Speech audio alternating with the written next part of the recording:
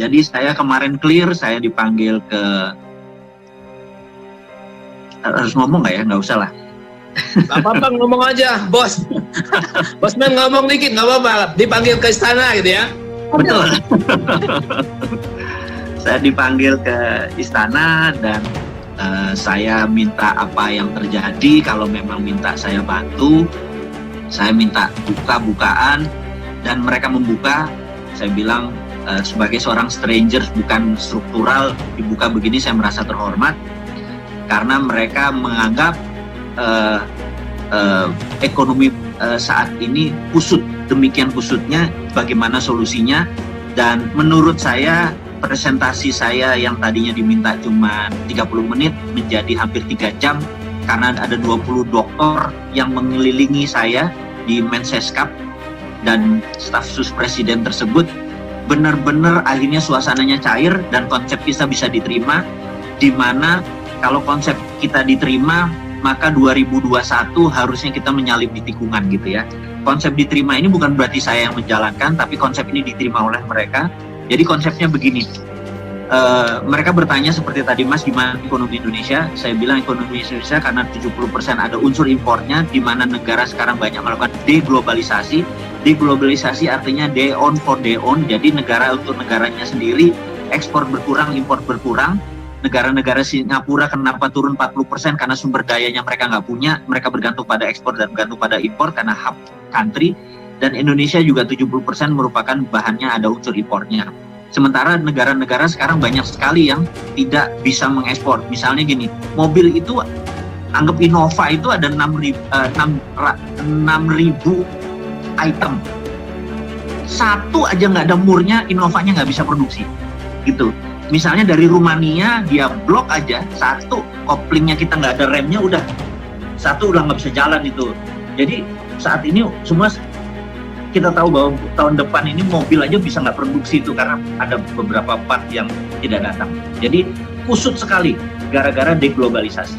Saya mau mengingatkan kepada pemerintah, saya ingat saya ada sahabat saya, usianya 15 tahun lebih tua, saya manggilnya Kak Cama, beliau adalah seorang wanita. 7 tahun yang lalu Kak Cama ini divonis di otaknya ada blocking, tapi bukan darah. Jadi otak manusia tuh kalau menerima sensor dia menyambungkan gitu. Jadi kalau dia lagi ada ide, lagi mau pikir, ininya informasi nggak ada, kepalanya sakitnya bukan main karena blocking tadi.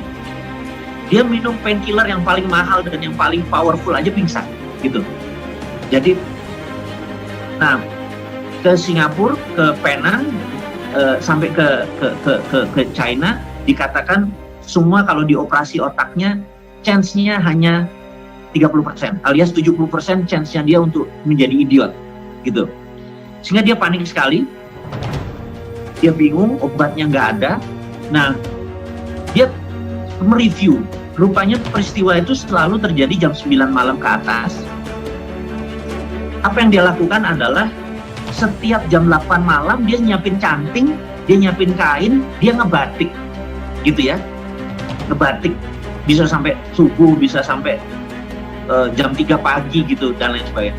2 tahun kemudian dia merasa heran karena otaknya pusingnya kok nggak terlalu pusing. Kalau dia pusing dia minum, atau sakit kepala dia minum Panadol, udah hilang gitu ya. Kemudian dia cek ke rumah sakit Pertamina, dia cek ke Singapura, ternyata Allah itu ajaib. Jadi otak yang ngeblok itu timbul saraf baru, melewati yang lama gitu ya. Jadi dia akhirnya meneruskan membatik itu sampai setahun kemudian. Begitu tumbuh sarafnya bagus, dokter melakukan operasi dan alhamdulillah sekarang sudah selesai masalahnya. Itu adalah 4 tahun yang lalu. Saya kalau cerita sama dia udah umur berapa sekarang? Udah 15 tahun di atas saya. Nah, yang saya ceritakan ke negara adalah gini, kalau ini ekonominya kusut, maka kita harus buat jalur baru gitu ya. Nah, jalur baru yang dibuat adalah kita menggunakan e-rupiah seperti halnya e-renminbi yang dilakukan oleh China sekarang. Dan prinsip itu langsung mengagetkan negara karena dia bilang, ini Bosman, kami kemarin menonton video Anda, itu kayak, ini Pak Menteri nih yang ngomong, kayak dapat geledek di siang hari bolong atau gleder kayak gitu, kita masih ngomong redenominasi, ngomongin begini, toto dia kasih dia rupiah jeger yang nggak ada biayanya, yang infrastrukturnya udah siap. Dan kalau infrastrukturnya siap ini kan langsung jalan ekonominya gitu. Tapi menyiapkan ini mungkin 6 bulan. Jadi kalau 2021 Januari kita sangat optimis ini udah dijalanin, rupiah sudah dijalanin. Tapi kalau tadi teman kita, sahabat kita bertanya gimana kalau sampai akhir tahun masih agak slow down gitu ya. Nah, jadi bagi saya teman-teman yang ada hubungannya dengan asuransi jiwa, karena awareness-nya itu sekarang dan mumpung mereka masih ada fears dari corona, momennya adalah sekarang menurut saya ya.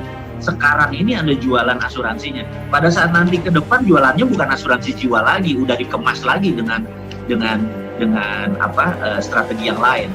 Mudah-mudahan penjelasan ini bisa dapat masukan